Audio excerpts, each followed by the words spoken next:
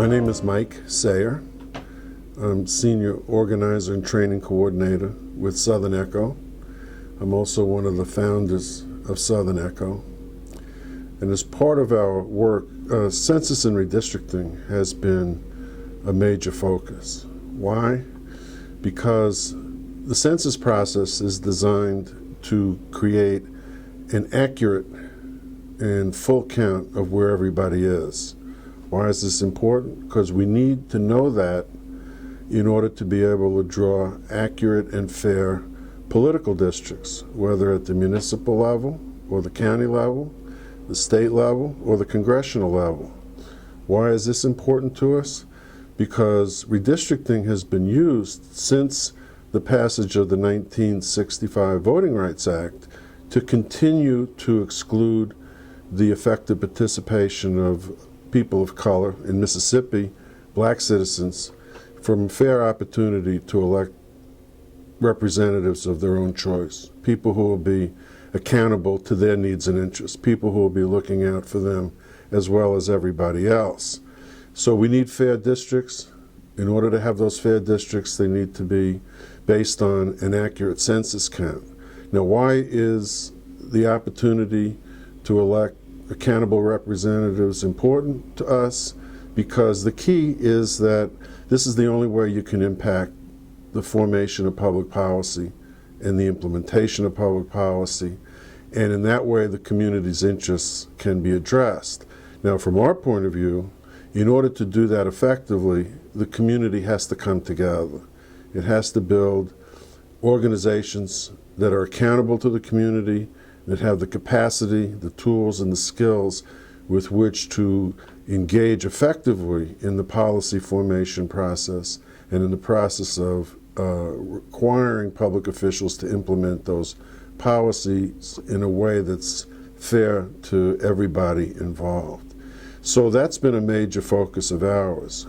Has it had any success? Yes. We started out in 1989.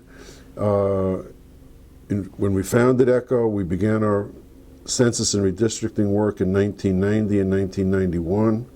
And in the special election of 1992, we doubled the size of the legislative black caucus in one election, from 21 to 42. In the 2007 election, we increased the size of the legislative black caucus all the way to 50 out of the 174 legislators. What does this mean? It means that the Black Caucus has the capacity to impact the formation of legislation or to block the passage of legislation that is not in the public interest. So in 1997, we had the first major funding of public education in anyone's memory, and that was the Mississippi Adequate Education Program. That appropriation involved $650 million new dollars for public education that would have a major impact on bringing resources in an equitable way to local school districts that really needed it. The very arch-conservative governor vetoed that bill.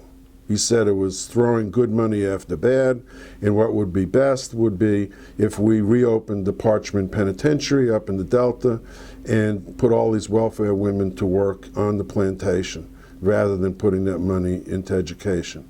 Now, he didn't say that as a passing remark. That was part of his second inaugural address on the steps of the state capitol.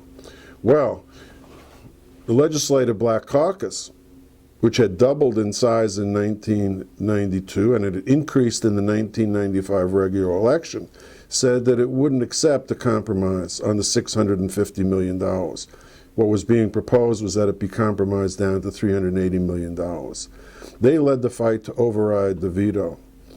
They won that override vote by 1 vote in the Senate and 3 votes in the House. That's the best testament as to what it means to have accountable representatives and why the redistricting process, which created a fair opportunity for community people to elect representatives of their own choice, was so meaningful. Because without every single one of those members of the Legislative Black Caucus, that veto would never have been overridden. So that's just one of the examples of how the census and redistricting work translates into public policy.